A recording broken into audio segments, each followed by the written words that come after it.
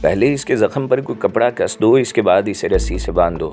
کچھ دیر کے بعد میری ہدایات پر مکمل عمل ہو گیا تو میں نے اسے دیکھتے ہوئے کہا، اب تم ان کے پاس انہی کی طرح بیٹھ جاؤ۔ وہ خاموشی سے یہاں جا بیٹھی۔ میں نے سب سے پہلے وہ تصویر اس شخص سے حاصل کی جو لڑکی لے کر اندر داخل ہوئی تھی۔ یہ ایک تو شخص کی تصویر تھی جو مجھ سے بہت مختلف تھی۔ لڑکی نے بے اختیار کہا، ہم اس کے دھوکے میں تمہیں لے آئے ہیں۔ دلچسپ، لیکن درمیان سے نہیں۔ میں نے کہا، دیکھو جو غلطی ہم سے ہو گئی ہے ہم اس کا تمہاری خواہش کے مطابق ازالہ کرنے کو تیار ہیں۔ اس بار ایک مرد نے کہا، یقیناً تمہیں ازالہ کرنا ہوگا۔ میں نے کہا، بولو کیا چاہتے ہو؟ انہوں نے کہا، کچھ سوال کرنے ہیں تم سے۔ پوچھو، انہوں نے کہا۔ اور آگ کے علاوہ بقیہ کتاب کہاں ہے؟ میں نے سوال کیا اور ان کے چہرے ہونک سے ہو گئے۔ وہ سب ایک دوسرے کی صورت دیکھنے لگے۔ میں نے ایک پستول جیب میں رکھا، دوسرا ہاتھ میں لیے آگے بڑھا۔ ان کی خوفزدہ نگاہیں میرے ایک ایک قدم کا جائزہ لے رہی تھیں۔ میں نے دراز قامت ہی کو نشانہ بنایا اور پستول کی نالی اس کی پیشانی پر رکھ کر اس کی جیب سے خوبصورت لائٹر نکال لیا جس نے اپنے شعلے کا نشان میرے ہاتھ پر کندہ کر دیا تھا۔ لائٹر روشن کر کے میں نے اس کے چہرے پر تھوڑی کے نیچے لگا دیا۔ وہ ایک لمحہ بھی شعلے کی آگ برداشت نہیں کر سکا اور اس کے حلق سے ایک دل خراش چیخ نکلی۔ میں نے لائٹر ہٹا لیا اور آہستہ سے کہا، یہ نمونہ تھا۔ تم نے کہا تھا کہ شعلہ میرے رخسار کو بدنما کر دے گا۔ میرا خیال ہے یہ مؤثر اور کار آمد دھمکی نہیں تھی۔ میں اس بار جب لائٹر روشن کروں گا تو تمہاری دائنی آنکھ کو نشانہ بناؤں گا اور یہ آنکھ ہمیشہ کے لیے اپنی بینائی کھو بیٹھے گی، اور اگر تم اس تکلیف کو میری طرح برداشت کر گئے تو پھر تمہاری دوسری آنکھ کو نشانہ بناؤں گا۔ میں نے کہا اور لائٹر کو جنبش دی اور وہ دہشت زدہ انداز میں چیخ اٹھا، خدا غارت کرے دن ہی برا تھا کہ کتاب کی نشاندہی کر دی جائے گی۔ یہ لڑکی جانتی ہے کہ وہ کتاب کہاں ہے؟ دراز قامت آدمی نے کہا، اور تم یقیناً جھوٹ نہیں بول رہے ہوگے؟ میں نے کہا، ہاں میں نے سچ کہا ہے۔ اس نے کہا، کیوں لڑکی؟ میں لڑکی کی جانب دیکھنے لگا اور اس نے اتنی زور سے ہاں میں گردن ہلائی کہ مجھے لطف آ گیا۔ ٹھیک ہے، میرا دوسرا سوال حیدر سماوی کہاں ہے؟ میں نے پوچھا۔ وہ لوگ ایک بار پھر حیرت زدہ رہ گئے اور دراز آدمی نے گلوگیر آواز میں کہا، جناب امیر کی قسم، اگر ہمیں اس بارے میں معلوم ہوتا تو ہم تم سے یہ سوال کیوں کرتے؟ ہمیں علم نہیں، ہم بالکل نہیں جانتے۔ ہم تو انہی کی تلاش میں ان کی رہائش گاہ پر آئے ہیں، لیکن وہ ہمیں دستیاب نہ ہو سکی اور تم وہاں آ گئے۔ ہمیں علم تھا کہ یہ شخص جس کی تصویر تم نے ابھی دیکھی ہے حیدر سماوی کے لیے کام کر رہا ہے اور ایک طرح سے ان کے باڈی گارڈ کی حیثیت رکھتا ہے۔ ہم تمہیں اس کے دھوکے میں پکڑ کے لے آئے ہیں، جبکہ ہمیں یہ تصویر بعد میں دستیاب ہوئی۔ اس وقت جب ہم تمہارے بارے میں تفصیلات معلوم کرنے کی کوشش کر رہے تھے، چنانچہ ہمیں نہیں معلوم کہ حیدر سماوی کہاں ہے۔ اگر تم مناسب سمجھو تو میرا ہاتھ کھول دو، میں جلی ہوئی جگہ پر شدید تکلیف محسوس کر رہا ہوں۔ میرے ہونٹوں پر شفاف مسکراہٹ پھیل گئی۔ میں نے کہا، بے جا مطالبات میرے جنون کو ہوا دیں گے، اس لیے صرف اتنی بکواس کرو جس کا میں متحمل ہو سکوں، اور یہ بتاؤ حیدر سماوی سے تم لوگوں کا کیا تعلق ہے؟ میں نے وہی سوال ان سے کیے تھے جو انہوں نے مجھ سے کیے تھے۔ ان میں سے ایک نے کہا، ہمارا ان سے براہ راست کوئی تعلق نہیں ہے۔ ایک بہت بڑی شخصیت کے لیے ہم کام کر رہے ہیں اور ہم تک یہ احکامات مختلف ذرائع سے پہنچتے ہیں۔ یوں سمجھ لو کہ ہم تو کرائے کے لوگ ہیں اور ہمیں صرف یہ ہدایات دی گئی تھیں کہ یہ کتاب حیدر سماوی سے حاصل کر لی جائے۔ کس شخصیت کو اور کیوں اس کتاب کی حاجت تھی وہ ہمارے علم میں بالکل نہیں ہے۔ ہم نہیں جانتے کہ وہ کون ہے، لیکن ایک ایسا شخص جس کا نام احترام علوی ہے اس کتاب کو حاصل کرنے کے لیے ہمیں معقول معاوضہ دے چکا ہے۔ اگر تم چاہو تو ہم تمہیں احترام علوی کا پتہ دے سکتے ہیں اور بس۔ جب ہم نے یہ کتاب حاصل کی اور احترام علوی کو پیش کی تو اس نے کتاب ہمارے منہ پر مار دی اور کہا کہ اسے مکمل کر کے لائیں۔ اس کتاب کے کچھ اوراق غائب تھے اور دراصل وہی اوراق ان لوگوں کو درکار ہیں جو اس کتاب کو حاصل کرنے کے لیے ہمیں بہت بڑا معاوضہ ادا کر رہے ہیں۔ ہمارا ایک چھوٹا سا گروہ ہے جو انہی افراد پر مشتمل ہے اور ہم بڑے بڑے لوگوں کے لیے ایسے کام سر انجام دیتے ہیں، ورنہ عام حالات میں ہم ایک باعزت حیثیت کے مالک ہیں۔ اس سے زیادہ اگر کوئی اور بات تمہاری علم میں آ جائے تو تم وہ ہر سلوک ادا کر سکتے ہو جو تمہاری پسند کے مطابق ہو۔ دراز قد آدمی نے کہا اور میں اسے گھورتا رہا۔ میں نے اس بات پر غور نہیں کیا تھا کہ وہ جھوٹ بولا ہے یا سچ۔ یہ تو ایک تفریحی عمل تھا، ایک چھوٹا سا انتقام جو مجھے ان لوگوں سے لینا تھا، لیکن کتاب میرے لیے باعث دلچسپی بن گئی۔ میں نے لڑکی سے کہا، گڑیا مجھے وہ کتاب درکار ہے، میں ابھی لے کر آتی ہوں۔ وہ جلدی سے اٹھ کر کھڑی ہو گئی ارے نہیں نہیں، ایسے کہاں گڑیا، تم باہر جاؤ گی، ٹیلی فون پر کسی کو اطلاع دو گی اور اس کے بعد وہاں سے غائب ہو جاؤ گی۔ ظاہر ہے سب سے پہلے تمہیں اپنی زندگی بچانے کی کوشش کرنا ہوگی۔ چلو میں تمہارے ساتھ چلتا ہوں، میں نے کہا۔ میں ایسا نہیں کروں گی لیکن تم چلو، وہ بولی اور میں نے گردن ہلا دی۔ پھر میں اس لڑکی کے ساتھ باہر آ گیا اور وہ مجھے لیے ہوئے راہدریاں عبور کر کے آخرکار بڑے کمرے میں پہنچ گئی۔ مکان کافی خوبصورت تھا اور اعلیٰ درجے کے فرنیچر سے آراستہ تھا۔ کمرے میں ایک الماری تھی جس کے عقب میں ایک پوشیدہ تجوری بھی تھی۔ میں نے لڑکی سے زیادہ فاصلہ نہیں رکھا ہوا تھا اور پستول کی نال اس کے کمر میں چبھوتا رہا تھا، کیونکہ عین ممکن تھا کہ الماری سے کوئی دوسرا پستول بھی برآمد ہو جائے یا کوئی ایسی شے جس کی موجودگی مجھے نقصان پہنچائے، لیکن لڑکی اس پائے کی شخصیت معلوم نہیں ہوتی تھی۔ ویسے بھی اس کی حرکات سے اس کی عمر کے مطابق بچکانہ پن جھلکتا تھا۔ اس نے تجوری میں ہاتھ ڈال کر ایک لفافہ نکالا جو چمڑے سے بنا ہوا تھا، اور پھر اس لفافے میں سے اس نے ایک کتاب نکال کر میرے سامنے کر دی جس پر نہایت نفیس اور قیمتی جلد بنی ہوئی تھی۔ میں نے وہیں اس کتاب کو نکال کر کھول کر دیکھا۔ ایک قلمی نسخہ تھا لیکن زیادہ قدیم نہیں تھا، فارسی زبان میں لکھا ہوا تھا۔ بہرحال اس کی تفصیل کیا ہوگی یہ فوری طور پر یہاں جاننا ضروری نہیں تھا، لیکن میرے ذہن میں جس منصوبے نے سر ابھارا تھا میں اس کی تکمیل میں مصروف تھا۔ میرے اشارے پر لڑکی نے تجوری بند کر دی اور ہم لوگ واپس اس کمرے میں آ گئے۔ دروازہ کھول کر اچانک اندر داخل ہوئے تو وہ تمام لوگ اچھل پڑے جو یہاں قید تھے۔ میں نے دو افراد کو پشت سے پشت ملائے ہوئے دیکھا اور میرے ہونٹوں پر زہریلی مسکراہٹ پھیل گئی۔ غالباً تم لوگ ایک دوسرے کی بندشیں کھولنے کی کوشش کر رہے تھے، لیکن میں تمہیں بتاؤں کہ یہ تمہارے حق میں بہتر رہا، کیونکہ اگر تم میں سے کسی ایک کے بھی ہاتھ کھل جاتے تو میں اس پستول کی 2 گولیاں اس کے سینے میں اتار دیتا۔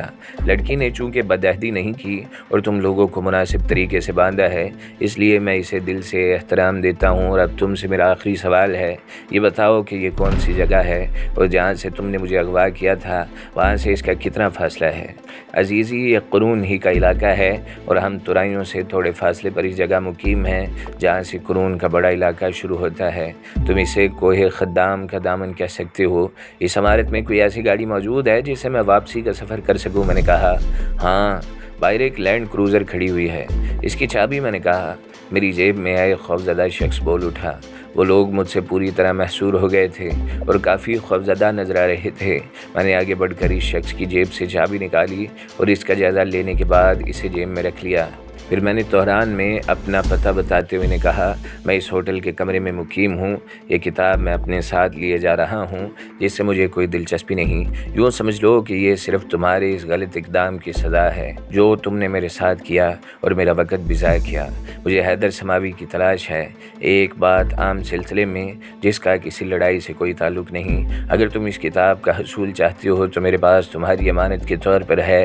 اس کی اوراق کا مجھے کوئی علم نہیں۔ تم انہیں حاصل کرنے کے لیے جو چاہو وہ کر سکتے ہو، لیکن اگر حیدر سماوی مل جائے تو 10 منٹ کے لیے تم اس پر بات کرا دو۔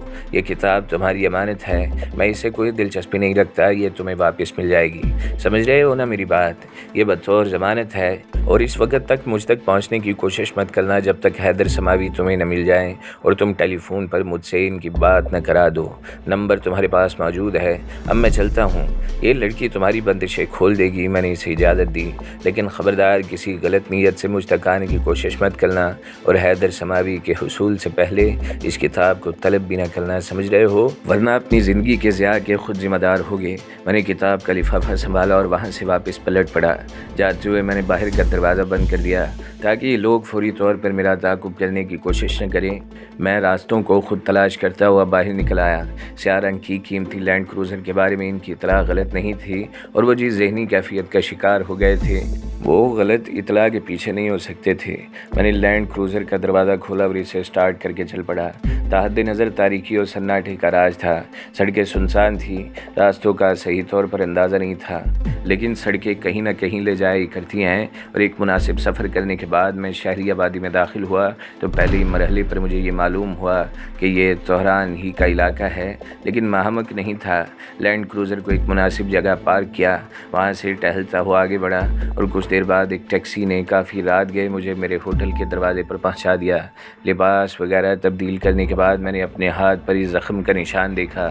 میں اپنے ذہن کو حکم دے رہا تھا کہ ہاتھ کا یہ زخم تکلیف محسوس نہ کرے، اور اس حکم کی مکمل تعمیل ہو رہی تھی۔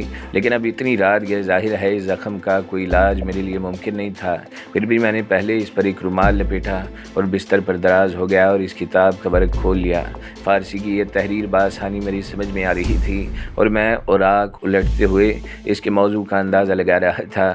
یہ امیر ایران کی سوانح عمری تھی، لیکن سوانح عمری کا انداز ہی نہیں تھا، بلکہ امیر سے متعلق کسی گمنام اور پراسرار شخص کی یادداشتیں تھیں جو شاید امیر سے گہری قربت اور دوستی رکھتا تھا اور اس کے تمام خفیہ رازوں سے واقف تھا جو منظر عام پر نہیں آئے تھے۔ کتاب کی تحریر انتہائی دلچسپ تھی اور میں ان اوراق میں اس طرح محو ہو گیا کہ رات گزرنے کا کوئی احساس ہی نہ ہو سکا۔ پھر میں اس جگہ پہنچا جہاں سے کتاب کے اوراق پھٹے ہوئے نظر آ رہے تھے۔ ان اوراق کا تخمینہ میں نے تقریباً 14 صفحات لگایا اور اس کے بعد کتاب مسلسل تھی، لیکن جو اوراق گم تھے وہ واقعی اہمیت کے حامل تھے۔ تاہم یہ سارا کچھ میرے لیے قطعی طور پر باعث دلچسپی نہیں تھا۔ پھر میں اس وقت چونکا جب دروازے پر دستک ہوئی اور تکیے کے نیچے رکھا ہوا پستول اٹھا لیا جو میری ملکیت نہیں تھا۔ اس پستول کو ہاتھ میں چھپا کر میں نے دروازے کی جانب دیکھا اور پھر اپنی جگہ سے اٹھنے کی کوشش کی ہی تھی کہ دروازہ آہستہ سے کھلا اور میری نگاہیں آنے والے کی جانب اٹھ گئیں۔ یہ ہوٹل کا صفائی والا تھا جو صفائی کا سامان ہاتھ میں لیے ہوئے اندر داخل ہوا۔ اس نے لیمپ کی طرف دیکھا، پھر میری طرف، لیکن دروازے سے روشنی کا جو طوفان امڑ رہا تھا، اس سے مجھے یہ احساس ہوا کہ دن خاصا چڑھ چکا ہے اور دن کے اس حصے میں روشنی دیکھنے والے کو اتنا ہی متحیر کر سکتی ہے۔ تاہم سب سے پہلے میں نے ان دونوں کو چھپانے کا بندوبست کیا، جو دیکھ لیے جاتے تو خواہ مخواہ بات کا بتنگڑ بن جاتا۔ پھر اس کے سلام کا جواب دے کر اس سے کہا، تم اپنا کام جاری رکھو، بستر بعد میں درست کر لینا، میں دیر سے جاگنے کا عادی ہوں۔ معافی چاہتا ہوں جناب، اس نے مؤدب لہجے میں کہا اور صفائی کرنے لگا۔ دوسرا آدمی تھوڑی دیر کے بعد آیا اور گلدان میں نئے پھول لگا کر چلا گیا۔